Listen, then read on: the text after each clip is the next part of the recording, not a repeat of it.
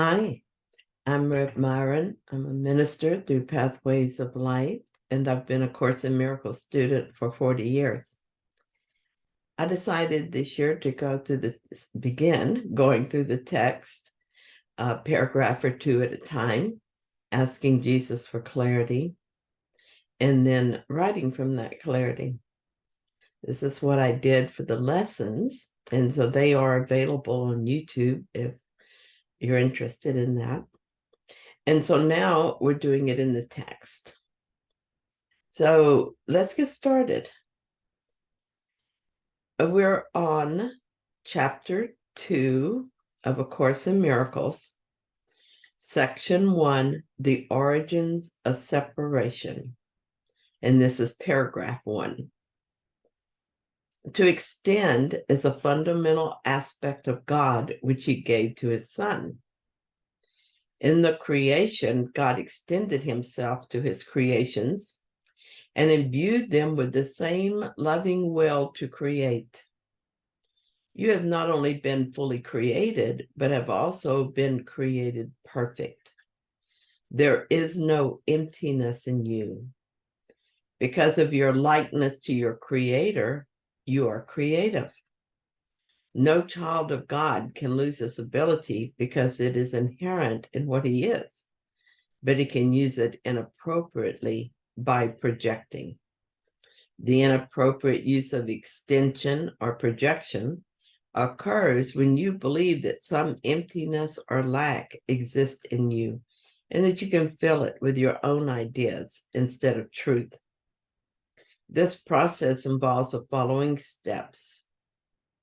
First, you believe that what God created can be changed by your own mind. Second, you believe that what is perfect can be rendered imperfect or lacking. Third, you believe you can distort the creations of God, including yourself. Fourth, you believe you can create yourself and that the direction of your own creation is up to you. What a very clear explanation this is. Jesus is straightforward and easy to understand. I'm amazed that I failed to see this clarity in the past, and even more surprised that I sometimes reject it even now. But I'm finding it easier and easier to let go of that which is not true. I am perfectly created, so I am a perfect creator, which means I create through the extension of what I am. Our ability to create is inviolate. It cannot be lost, but it can also project. Projection is the inappropriate use of my powers of creation. Instead of extending the love that I am, I project the false beliefs in my mind. I choose projection when I believe lack exists in me. I do this even though I cannot lack, because that would mean I was not a perfect creation. I note that these points Jesus makes about my mistaken beliefs are not things I could believe, or might believe, or sometimes believe, nor are they what my neighbors believe, but I don't. He says very clearly, you believe. It won't be helpful to the healing of my mind if I go back into denial. The present situation seems very strange and not possible. I mean, I'm perfect and I'm a creator, and yet I have forgotten how to create and instead use my powers to project. I do this because I feel empty, and yet I cannot be empty. I think I have a better idea than God, and so I try to fill up the imaginary emptiness with my thoughts of what things are and how they should be. So here I am in my made-up world with my made-up character, Myron. She has a particular personality with many traits, some helpful and some not so much. But in my imaginary world, I'm trapped in this body and stuck with these traits until I'm released in death. Perhaps that's the strangest of all, the belief that life can die. So let's look at what Jesus tells us. Fundamental beliefs leading to error. That's what we're going to look at. First, you believe what God created can be changed by your own mind. How could we believe this? Can an apple become an orange just because it wants to? Can a dog become a cat? We are what we are. We were created as an extension of God, and so we can't be something else. But as Jesus tells us later in the Course, what we believe is true for us. Not true in reality, but true in our experience. So we let our experience convince us that we could actually accomplish this. Second, you believe that what is perfect can be rendered imperfect or lacking. We imagine that we could be separate from God and that the sonship itself could be shattered and exist as separate pieces. And then we imagine we had done this impossible thing. Now, for the first time, we seem not to be whole and complete. We felt lack. We felt as if we were no longer perfect. What a shock that must have been. Third, you believe that you can distort the creations of God, including yourself. I looked up the meaning of distorted to be sure I understood what is being said here. This is what it said: not truly or completely representing the facts of our reality, misrepresented, false. We are created by love as love, perfect in every way, complete and whole. We thought we could distort this creation of God by making it many instead of one, and by giving it form that is imperfect. Maybe the strangest of all distortions is that we believed we could distort life itself so that it appeared to die. Fourth, you believe that you can create yourself and that the direction of your creation is up to you. And this unbelievable belief: we are the perfectly free sons of God, and so we can have any experience we want, no matter how painful it is, but we cannot create ourselves. This idea is so absurd, I can't imagine how we thought it could occur. I can't even think of what else to say about it. We can play around in our imagination all we want because we are free, but we cannot change creation. Though obviously we can convince ourselves that we succeeded in the clearly impossible. Now, with some understanding of what happened, I've wondered how to undo it. Looking at the world we made, I see it as a mess. I have felt guilty and afraid for what we have done. Afraid to keep looking at it and afraid to stop. Afraid to quit. Keep doing it and afraid to stop. I've come to understand that guilt is the problem.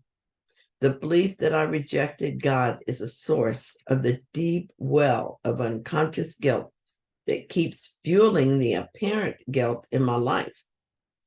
The world is a projection of my beliefs, and so this fundamental belief in guilt is projected as one guilt-ridden experience after another. I seem to think that I have single-handedly undone God. Jeepers creepers, what a belief. I want to let this go, but I keep getting distracted by all the apparent proof that this is true. That proof convinces me that I've actually undone God and made myself different. I have distorted creation, and now I'm in charge. For instance, look at the killing of those school children. Either God did it or I did, in spite of God. Either way, I'm totally creeped out and don't want to think about it. There is a place in me that which outwardly denied, is certain that it is not the work of God. If this is my work, my creation, I messed up badly. And so now I want to jump in and make it better. I suspect I feel desperate to make up for it. I have projected this bit of drama, and now I further project by making it someone else's fault. This projection of guilt onto others was supposed to get it out of my mind. It doesn't work, but I seem to be determined to continue trying. This confused part of the mind is probably glad around now because that it thought to make a lot of bodies on which to project. And so I think that it's those self-centered gunmongers who are at fault. It's the makers of the violent video games, or the lack of funds for more mental health care. Or maybe we should just lock up all the loonies before they get a chance to hurt anyone. That sounds strange, but one newscaster suggested we start keeping an eye on our neighbors for signs of aberrant behavior. And according to what this is considered normal in this world, I'll probably be the first one they take in. But no matter how many times I project the guilt, it remains in my mind. This just doesn't work. There is a solution, though, and I have discovered it. I found it through the study and practice of A Course in Miracles. The truth is in my mind and it's always been there. I am allowing that truth to be uncovered and to rise to the forefront of my mind. It is uncovered as I forgive these crazy thoughts and my unsuccessful attempts to correct the error through projection. I forgive and I let go so that the Holy Spirit can heal my sick mind. At first, this was hard because I was still waffling about my ability to change creation. We are created by love as love, and yet people kill each other. But what we are cannot be anything except love. Love does not murder. Thus, murder is part of our imaginary story. Because we believe in our story, we suffer from the effects of our belief. But who we really are remains untouched by our dream story. We remain as we were created. I cannot look to the illusion to tell me what is real. I forgive what I see there and let it go. This is something we'll discuss in more detail as we go along. This understanding of what happened and a way to undo what I have done relieves any trepidation that is still in my mind. It has become a simple task of being vigilant for untrue thoughts and releasing them. I can do this and have done it, so I know that this works. We will talk about this in more detail as well. Thank God for the voice in my mind that is leading me gently from my delusions back to truth. Thank you so much for joining me in this reading. I hope that you found it helpful. If so, then please like it. And if you haven't yet, please subscribe. And I'll be back tomorrow with another reading. See you then.